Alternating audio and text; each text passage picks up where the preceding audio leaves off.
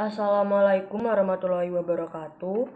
Kami kelompok 8 akan mempresentasikan materi dari bab 16 yaitu siklus produksi.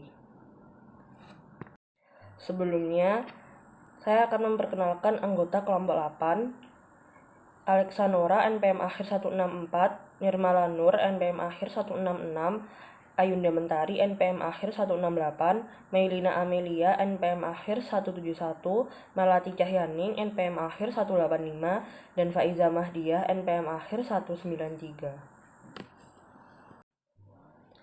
Siklus produksi adalah rangkaian aktivitas dalam proses bisnis yang berulang, berfokus pada pembuatan produk. Siklus ini terintegrasi dengan berbagai sistem informasi perusahaan, seperti siklus pendapatan, siklus pengeluaran, siklus sumber daya manusia, dan siklus buku besar dan pelaporan. Siklus pendapatan yaitu sistem informasi ini memberikan data pesanan pelanggan dan perakiraan penjualan yang membantu perencanaan produksi dan juga persediaan. Siklus pengeluaran yaitu informasi kebutuhan bahan baku dari siklus produksi dikirim ke sistem pengeluaran dalam bentuk permintaan pembelian. Sementara siklus pengeluaran mengirimkan data pembelian bahan dan biaya overhead. Lalu siklus sumber daya manusia yaitu siklus produksi mengirimkan informasi kebutuhan tenaga kerja dan sistem SDM membalas dengan daya biaya tenaga kerja dan kesediaan karyawan. Lalu siklus buku besar dan pelaporan yaitu data biaya yang diproduksi disalurkan ke dalam laporan keuangan. 4 aktivitas utama dalam siklus produksi yaitu desain produk, perencanaan dan penjadwalan, operasi produksi, dan akuntansi biaya. Yang pertama ada poin sistem informasi siklus produksi. Yang pertama ada proses. Jadi kita perhatikan bagaimana sistem informasi siklus produksi mengintegrasi data operasional dan keuangan dari banyak sumber. Berkas Bill of Material menyimpan informasi tentang komponen produk dan berkas daftar operasi berisi informasi tentang cara memproduksi setiap produk. Departemen teknik mengakses kedua berkas tersebut untuk mengembangkan spesifikasi produk dan merancang produk serupa. Departemen ini juga mengakses buku besar dan berkas inventaris untuk informasi yang diperlukan guna menghitung biaya desain produk alternatif. Departemen penjualan memasukkan informasi tentang perakiraan penjualan dan pesanan pelanggan. Departemen perencanaan produksi menggunakan informasi tersebut ditambah data tentang tingkat inventaris terkini untuk mengembangkan jadwal produksi induk dan membuat catatan baru dalam berkas pesanan produksi guna mengotorisasi produk barang tertentu. Pada saat yang sama, catatan baru ditambahkan ke berkas pekerjaan dalam proses untuk mengumpulkan data biaya. Permintaan material dikirim ke Departemen Penyimpanan Inventaris guna mengotorisasi pelepasan bahan baku. Lalu yang kedua, setelah proses ada ancaman dan pengendalian. Lalu seperti yang ditunjukkan pada gambar tersebut, aktivitas siklus produksi bergantung pada dan memperbarui basis data terpadu yang berisi data induk tentang spesifikasi, produk dan inventaris, baik barang jadi maupun bahan mentah. Oleh karena itu, ancaman pertama yang tercantum dalam tabel adalah resiko data induk yang tidak akurat atau tidak valid. Data yang tidak akurat tentang operasi pabrik dapat mengakibatkan penghitungan biaya produk dan penilaian inventaris yang tidak tepat. Catatan inventaris yang tidak akurat dapat mengakibatkan kegagalan untuk memproduksi barang jadi tepat waktu atau produksi yang tidak perlu. Kesalahan dalam spesifikasi produk, ada daftar bahan baku dan daftar operasi dapat mengakibatkan produk yang dirancang dengan buruk. Oleh karena itu, penting untuk mengubah izin pengguna guna memastikan bahwa karyawan hanya diberi hak istimewa yang diperlukan untuk melaksanakan tugas pekerjaan yang ditentukan. Selain autentikasi multifaktor terhadap karyawan, kontrol akses berbasis lokasi pada perangkat juga harus digunakan. Ancaman lainnya adalah pengungkapan informasi produk yang tidak sah, seperti rahasia dagang dan perbaikan proses yang memberikan perusahaan keunggulan kompetitif. Lalu berbagai pengendalian aset yang dibahas sebelumnya menyediakan satu cara untuk mengurangi ancaman ini. Selain itu, data sensitif seperti prosedur tepat yang harus diikuti dalam pembuatan produk tertentu harus dienkripsi, baik saat disimpan maupun selama transmisi melalui data internet ke pabrik, manufaktur, dan mitra bisnis. Lalu, ancaman umum ketiga yang tercantum dalam tabel tersebut merupakan hilangnya atau rusaknya data produksi. Basis data siklus produksi harus dilindungi dari kehilangan atau kerusakan yang disengaja maupun tidak disengaja. Selanjutnya ada desain produk. Langkah pertama dalam siklus produksi adalah desain produk. Tujuannya adalah untuk menciptakan produk yang memenuhi persyaratan pelanggan dalam hal kualitas, daya tahan, dan fungsionalitas, sekaligus meminimalkan biaya produksi. Kriteria ini seringkali saling bertentangan sehingga membuat desain produk menjadi tugas yang menantang. Lalu ada proses. Jadi aktivitas desain produk menghasilkan dua keluaran. Yang pertama, daftar bahan baku yang menentukan nomor komponen, deskripsi dan jumlah setiap komponen yang digunakan dalam produk jadi. Yang kedua adalah daftar operasi yang menentukan urutan langkah yang harus diikuti dalam pembuatan produk, peralatan yang akan digunakan, dan berapa lama waktu yang dibutuhkan untuk setiap langkahnya. Lalu ada ancaman dan pengendalian. Desain produk yang buruk meningkatkan biaya dalam beberapa cara. Menggunakan terlalu banyak komponen unik saat memproduksi produk serupa akan meningkatkan biaya yang terkait dengan pembelian dan pemeliharaan persediaan bahan baku. Hal ini juga sering mengakibatkan proses produksi yang tidak efisien karena terlalu rumitnya perubahan dari produksi satu produk ke produk yang lain. Produk yang dirancang dengan buruk juga cenderung menimbulkan biaya garansi dan perbaikan yang tinggi. Lalu untuk mengurangi ancaman ini, akuntan harus berpartisipasi dalam aktivitas desain produk karena 65% hingga 80% biaya produk ditentukan pada tahap proses produksi ini. Akuntan dapat menganalisis bagaimana penggunaan komponen alternatif dan perubahan pada proses produksi mempengaruhi biaya. Selain itu, akuntan dapat menggunakan informasi dari siklus pendapatan tentang biaya perbaikan dan garansi yang terkait dengan produk yang ada dalam mengidentifikasi penyebab utama kegagalan produk dan menyarankan peluang untuk mendesain ulang produk guna meningkatkan kualitas. Lalu di poin selanjutnya ada perencanaan dan penjadwalan. Langkah kedua dalam siklus produksi adalah perencanaan dan penjadwalan. Tujuannya adalah untuk mengembangkan rencana produksi yang cukup efisien untuk memenuhi pesanan yang ada dan mengantisipasi permintaan jangka pendek sambil meminimalkan persediaan bahan baku dan barang jadi. Dua metode umum perencanaan produksi adalah perencanaan sumber daya manufaktur dan lean manufacturing. Perencanaan sumber daya manufaktur atau yang bisa disebut MRP2 merupakan perluasan dari perencanaan kebutuhan material yang berupaya menyeimbangkan kapasitas produksi yang ada dan kebutuhan bahan baku untuk memenuhi permintaan penjualan yang diramalkan. Sistem MRP2 sering disebut sebagai push manufacturing karena barang diproduksi dengan harapan permintaan pelanggan. Sama seperti MRP2 yang merupakan perluasan dari sistem pengendalian persediaan, MRP, Lean Manufacturing memperluas prinsip sistem persediaan just in time ke seluruh proses produksi. Sasaran lean manufacturing adalah meminimalkan atau menghilangkan persediaan bahan baku, pekerjaan dalam proses, dan barang jadi. Lean manufacturing sering disebut sebagai pull manufacturing karena barang yang diproduksi sebagai respon terhadap permintaan pelanggan. Selanjutnya saya akan menjelaskan mengenai key documents and form. Informasi tentang pesanan pelanggan, perakiraan penjualan, dan tingkat persediaan barang jadi itu digunakan untuk menentukan tingkat produksi. Hasilnya itu adalah jadwal produksi induk atau MPS yang menentukan berapa banyak setiap produk yang akan diproduksi selama periode perencanaan dan kapan produksi tersebut itu harus dilakukan. Nah, rencana produksi untuk banyak produk harus dibekukan beberapa minggu sebelumnya untuk menyediakan waktu yang cukup guna mendapatkan bahan baku, persediaan, dan sumber daya tenaga kerja yang diperlukan. MPS itu digunakan untuk mengembangkan jadwal terperinci yang menentukan produksi harian dan menentukan pembelian bahan baku jika bahan tambahan itu diperlukan. Permintaan pembelian itu kemudian dibuat dan dikirim ke departemen pembelian untuk memulai proses akuisisi. Nah, aktivitas perencanaan dan penjadwalan itu menghasilkan 3 dokumen. Dokumen yang pertama yaitu perintah produksi, mengesahkan pembuatan sejumlah produk tertentu. Nah, dokumen ini itu dicantumkan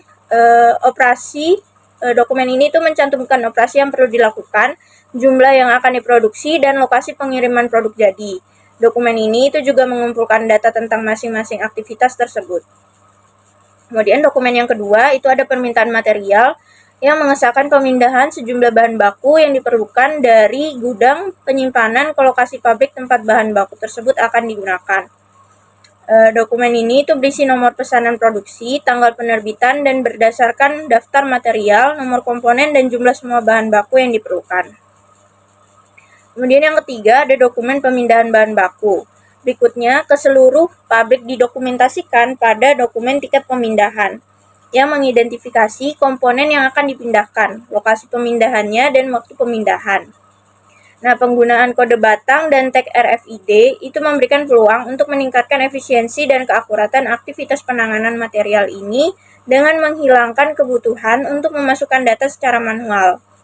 RFID ini juga memudahkan pencarian inventaris tertentu karena perangkat pemindahan itu tidak terbatas hanya untuk membaca barang-barang yang langsung terlihat. Perencanaan produksi yang akurat itu memerlukan pengintegrasian informasi mengenai pesanan pelanggan yang didapat dari siklus pendapatan, dengan informasi mengenai pembelian dari pemasok yang didapat dari siklus pengeluaran, dan bersama dengan informasi mengenai ketersediaan tenaga kerja yang didapat dari siklus SDM atau penggajian. Nah, sistem itu pertama-tama akan memeriksa inventaris yang tersedia untuk menentukan berapa banyak yang perlu diproduksi untuk memenuhi pesanan baru. Kemudian menghitung kebutuhan tenaga kerja dan menentukan apakah perlu menjadwalkan lembur atau mempekerjakan bantuan sementara untuk memenuhi tanggal pengisian yang dijanjikan. Pada saat yang sama, informasi dalam daftar bahan baku itu digunakan untuk menentukan komponen apa jika ada yang perlu dipesan. MPS itu kemudian disesuaikan untuk menyertakan pesanan baru. Berikutnya itu ada threats and control atau ancaman dan pengendalian. Nah, ancaman utama dalam aktivitas perencanaan dan penjadwalan itu adalah kelebihan atau kekurangan produksi. Nah, kelebihan produksi itu dapat mengakibatkan pasokan barang melebihi permintaan jangka pendek sehingga menciptakan potensi masalah arus kas karena sumber daya terikat dalam persediaan. Kelebihan produksi itu juga meningkatkan resiko membawa persediaan yang menjadi usang.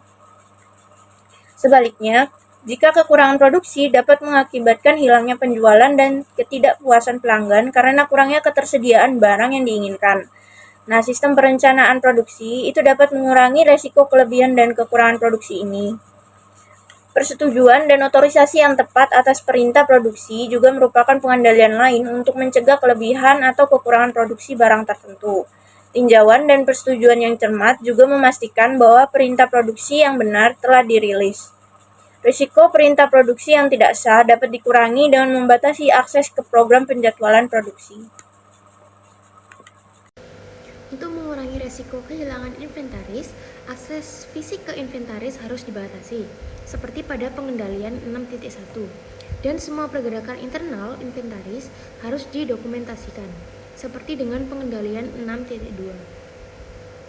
Dengan demikian, permintaan material harus digunakan untuk mengotorisasi pelepasan bahan baku ke produksi. Baik petugas kontrol inventaris maupun karyawan produksi yang menerima bahan baku harus menandatangani permintaan untuk mengakui pelepasan barang ke produksi. Permintaan material tambahan yang melebihi jumlah yang ditentukan dalam daftar material harus didokumentasikan dan diotorisasi oleh personel pengawas. Tiket pemindahan harus digunakan untuk mendokumentasikan pergerakan inventaris selanjutnya melalui berbagai tahap proses produksi. Pengembalian material apapun yang tidak digunakan dalam produksi juga harus didokumentasikan. Jika memungkinkan, tag RFID atau kode batang harus digunakan untuk mengotomatiskan pelacakan inventaris. Langkah terakhir dalam siklus produksi adalah akuntansi biaya. 3 tujuan utama dalam sistem akuntansi biaya, yakni yang pertama untuk menyediakan informasi untuk perencanaan, pengendalian, dan evaluasi kinerja operasi produksi. Kemudian yang kedua, menyediakan data biaya yang akurat mengenai produk untuk digunakan dalam keputusan penetapan harga dan bauran produk. Kemudian yang ketiga adalah mengumpulkan dan memproses informasi yang digunakan untuk menghitung persediaan dan nilai harga pokok penjualan yang muncul dalam laporan keuangan. Baik, kelanjutan dari akuntansi biaya. Untuk prosesnya, sebagian besar perusahaan itu menggunakan perhitungan biaya berdasarkan pesanan atau proses untuk menetapkan biaya produksi. Jadi perhitungan biaya berdasarkan pesanan itu menetapkan biaya ke sejumlah produksi atau pekerjaan tertentu dan digunakan ketika produk atau layanan yang dijual terdiri dari item yang dapat diidentifikasi secara terpisah. Nah, sebaliknya perhitungan biaya proses itu menetapkan biaya untuk setiap proses atau pusat kerja dalam siklus produksi dan kemudian menghitung biaya rata-rata untuk semua unit yang diproduksi. Perhitungan biaya proses digunakan ketika barang atau jasa serupa diproduksi dalam jumlah besar dan unit-unit terpisah tidak dapat diidentifikasi dengan mudah. Pilihan biaya berdasarkan pesanan, pekerjaan, atau proses itu hanya mempengaruhi metode yang digunakan untuk menetapkan biaya pada produk, bukan metode yang digunakan untuk mengumpulkan data tersebut. Nah, sekarang akan dibahas bagaimana data tentang bahan baku yang digunakan, jam kerja yang dikeluarkan, operasi mesin yang dilakukan, dan biaya overhead produksi yang dikumpulkan. Yang pertama ada data penggunaan bahan baku. Saat produksi dimulai, penerbitan permintaan bahan memicu debit ke pekerjaan dalam proses untuk bahan baku yang dikirim ke produksi. Jika bahan tambahan dibutuhkan, debit lain dibutuhkan ke pekerjaan dalam proses. Sebaliknya, pekerjaan dalam proses dikreditkan untuk bahan apapun yang tidak digunakan dan dikembalikan ke inventaris.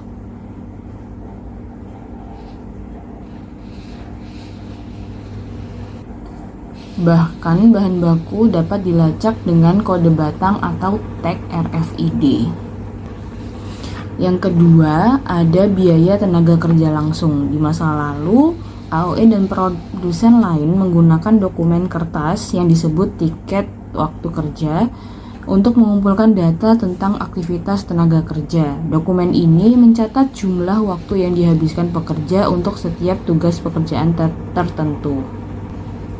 Yang ketiga, penggunaan mesin dan peralatan. Seiring dengan semakin banyaknya perusahaan yang menerapkan CIM untuk mengotomatiskan proses produksi, semakin besar pula proporsi biaya produk yang berkaitan dengan mesin dan peralatan yang digunakan untuk membuat produk tersebut. Yang keempat, biaya overhead manufaktur.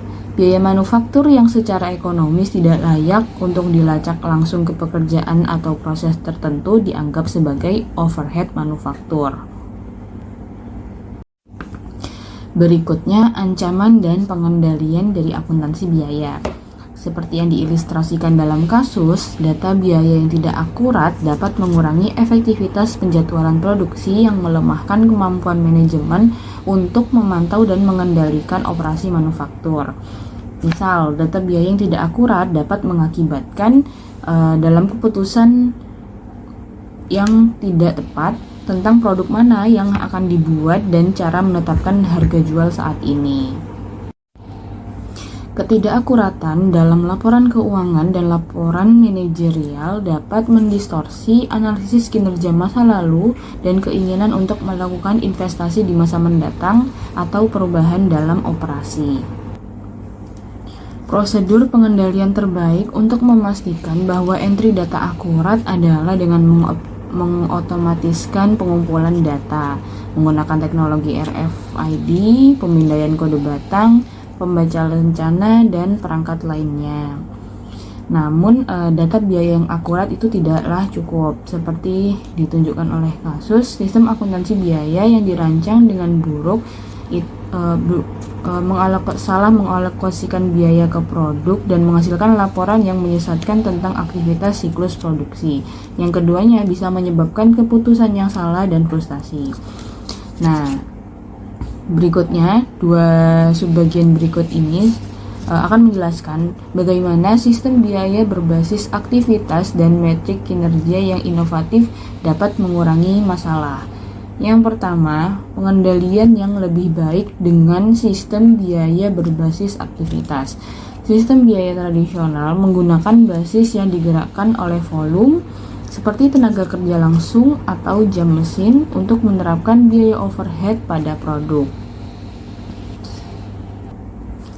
Perhitungan biaya berdasarkan aktivitas dapat menyempurnakan dan meningkatkan alokasi biaya di bawah sistem biaya pesanan, pekerjaan, dan proses dengan menelusuri biaya ke aktivitas yang menciptakannya seperti penggilingan atau pemolesan dan baru kemudian mengalokasikan biaya tersebut ke produk atau departemen. Sistem penghitungan biaya berbasis aktivitas ini berbeda dari sistem akuntansi biaya konvensional dalam 3 hal penting. Untuk yang pertama, menggunakan kemajuan dalam IT untuk melacak proporsi biaya overhead yang lebih besar ke produk. Misalnya teknologi RFID dan kode batang memudahkan pelacakan jumlah pasti produk. Untuk yang kedua, menggunakan lebih banyak kumpulan biaya untuk mengakumulasikan biaya tidak langsung atau overhead produksi, sementara sebagian besar sistem biaya tradisional menggabungkan semua biaya overhead. Sistem biaya berbasis aktivitas membedakan 3 kategori overhead yang terpisah. Untuk yang pertama yaitu ada biaya overhead terkait batch. Contohnya termasuk biaya persiapan, inspeksi, dan penanganan material. Sistem biaya berbasis aktivitas mengumpulkan biaya-biaya ini untuk satu batch dan kemudian mengalokasinya ke unit yang diproduksi dalam batch tersebut. Lalu yang kedua ada biaya overhead terkait produk yang dimana biaya ini terkait dengan keragaman lini produk perusahaan, contohnya termasuk penelitian dan pengembangan, pengiriman cepat, pengiriman dan penerimaan, peraturan lingkungan, dan pembelian.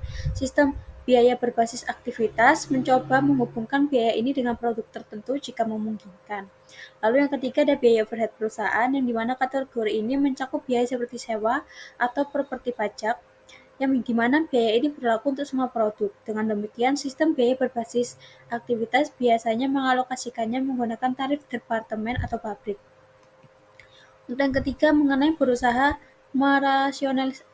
merasionalisasi alokasi overhead ke produk dengan mengidentifikasi pemicu biaya, di mana pemicu biaya ini merupakan segala sesuatu yang memiliki hubungan sebab akibat pada biaya.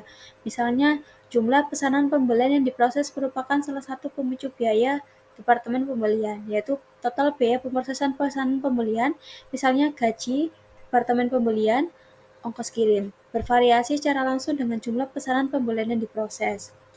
Nah, sistem ERP ini memudahkan penerapan biaya berbasis aktivitas dikarenakan menyediakan informasi terperinci tentang langkah-langkah yang diperlukan untuk memproses transaksi.